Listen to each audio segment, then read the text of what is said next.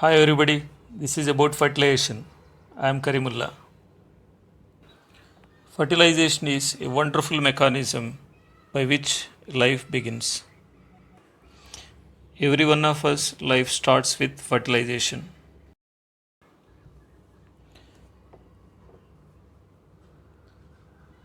During sexual intercourse, around 200 to 300 millions of sperms enters into vagina. Discharge of seminal fluid is called insemination. The inner lining of vagina will be acidic in medium. Because of the acidic nature, most of the sperms die in the vagina. But many of the sperms are protected by having protective substances around themselves. From vagina, sperms move towards cervix, but cervix is tightly closed. Only after ovulation, cervix will be open. Then sperms are allowed into the cervix towards uterus. Thick mucus is present inside the cervix. There, most of the sperms are trapped. Millions of the sperms die in the mucus. Some of the sperms escape, then they enter into uterus. The wall of the uterus is made by smooth muscles.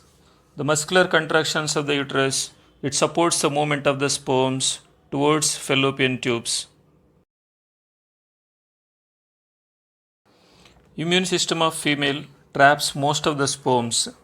WBC of the immune system destroys thousands of the sperms in the uterine region.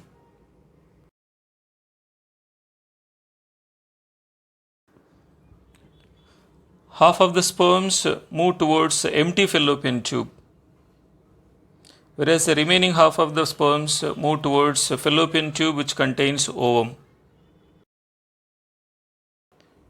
The tiny cilia present in fallopian tube push the ovum towards uterus.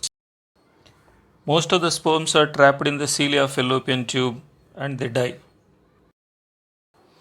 Female reproductive system release certain chemicals. Those chemicals remove the substances around the sperm. This process is called capacitation. By capacitation, sperm motility will be increased. Then the sperms become hyperactive and they fastly move towards ovum. In the journey of sperms, majority of the sperms are disintegrated. Around 200 of the sperms may reach up to ovum. Then sperm release hyaluronidase.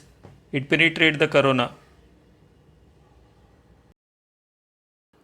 After that, sperm head release another enzyme acrosin. That acrosin helps in penetrating zona pellucida.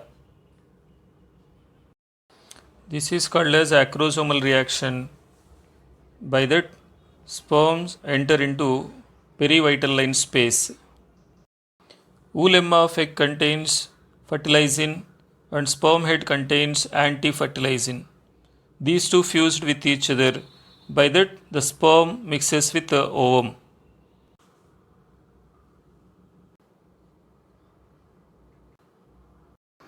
After the entry of sperm, ovum release certain chemicals.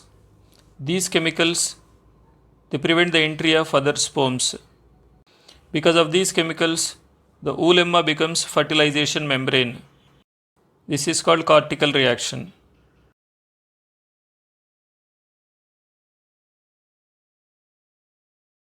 By the chemicals of egg, zona pellucida also become hard. Then that is called zona reactions. Sperm receptors of zona gradually shed off. By that, other sperms cannot enter into the egg. Later, inside the egg, the male chromatin material becomes condensed and forms chromosomes.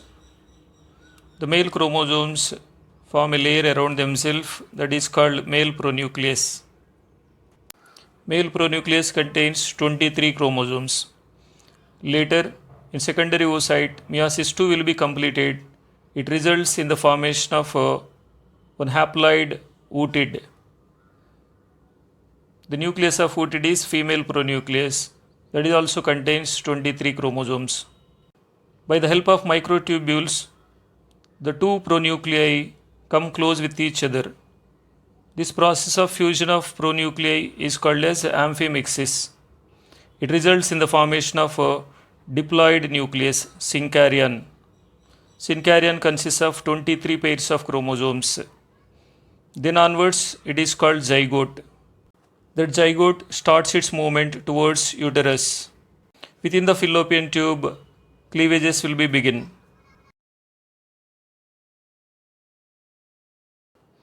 Zygote become morula, morula become blastocyst. That blastocyst will be implanted with the uterus. Sex of the baby is depend upon father because father is heterogametic parent, produce two kinds of sperms. Okay, thank you. If you like it, subscribe my channel.